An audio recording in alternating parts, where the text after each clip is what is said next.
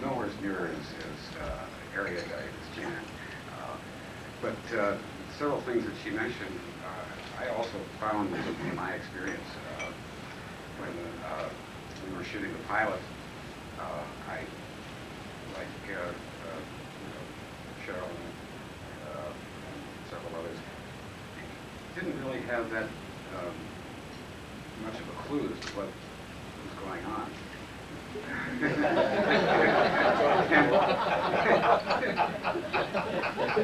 and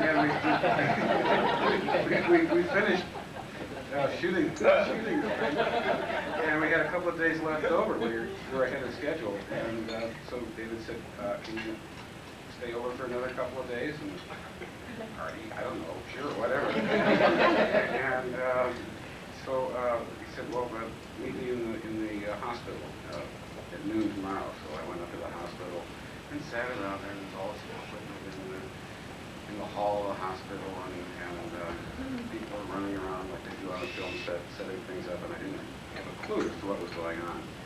And at the last minute, David brought in a handwritten set of notes and said, "We're going to shoot the end to this thing in case it doesn't go on television. We can always put it in the movie theater." So he handed me this 2-page monologue, which wound up in the series being in the dream sequence, and in the European version, the ending of the film, starting out with "Through the darkness of future past, the magician longs to see one chance out between two worlds. Fire, walk with me." And so we went.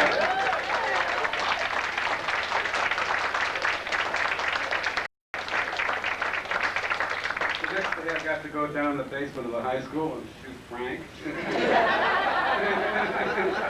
It was just great.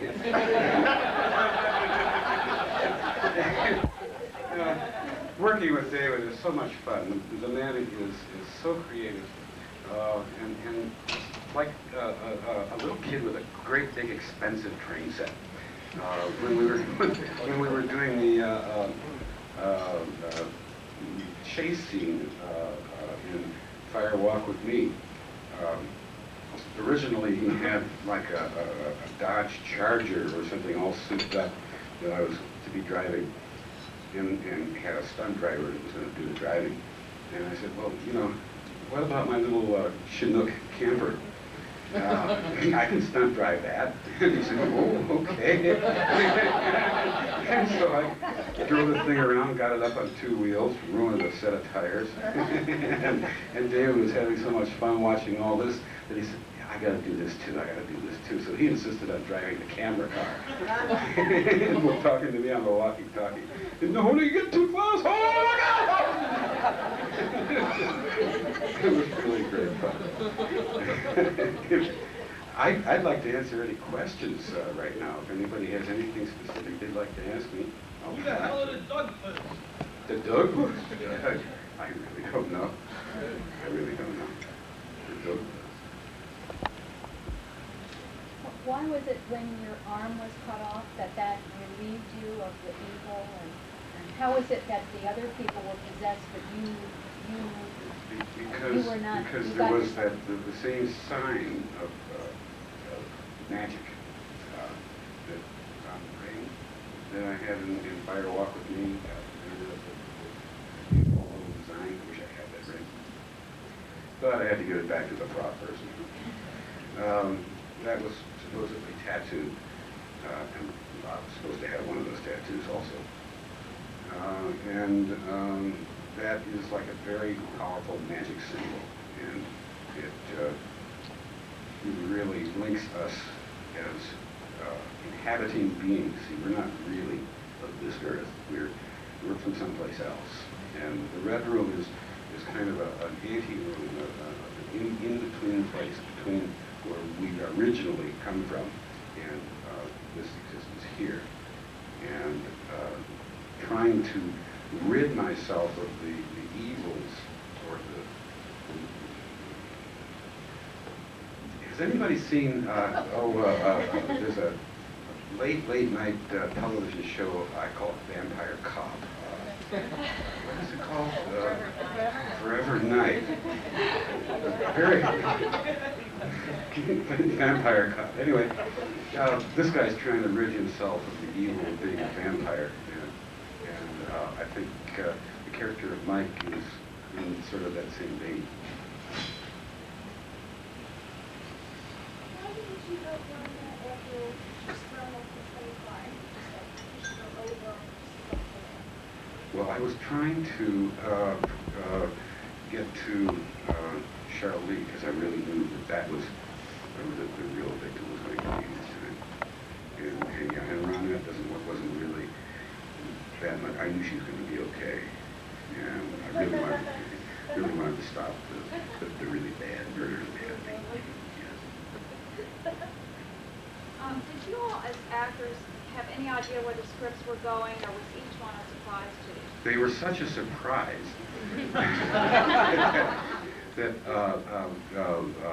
when I would arrive at the studio, they would never fax the script to me or anything like that. I live in the Northwest, and we filmed most of the series in an airplane hangar in Van Nuys, which remarkably kind of looked like the Northwest. I don't know how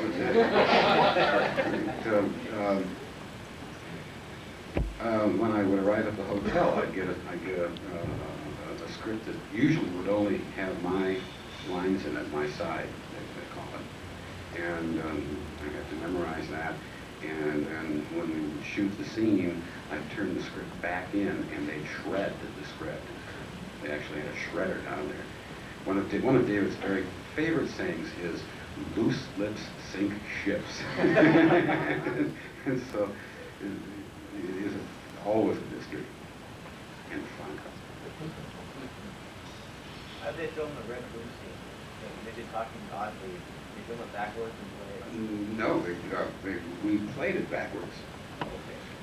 For example, Fire Walk with Me is really im su cor rife.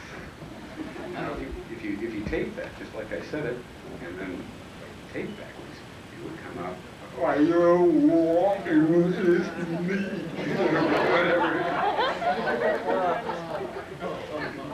And we'd have to walk backwards. It looked like we were walking forwards when the film run. The guy who was most adept at that was little Mike Anderson. And it was one of the tricks that he had learned way back when he was performing wherever he was performing. He used to had a little station wagon that he lived in, and he'd go from town to town on the East Coast and do things. And one of the things he did was that he learned to do was to read scripts backwards. He could actually pick up a script and he could read it from the back to the front, and it would be perfect. And all you have to do is turn the tape around, and it would come. Yeah. Any more questions? Yeah, I got one. Yeah. Was Mike in fact a doppelganger spirit, or was there one spirit? Like Craig pointed out in Wrapped in Plastic, in the TV series, you appeared to be benevolent, but in the Walk with Fire movie, towards the end, in the last scene, you in fact appeared to be, totally benevolent. Well, Mike is not of this world, and that can be scary sometimes. It might have elements of good in it, but since it is alien, it is alien. Any more questions? Well, thank you so very much for coming. One more thing. We're talking about episode number 29. Let's shoot for episode 30, because I've been told that if there are 30 episodes to anything, then it can go into syndication.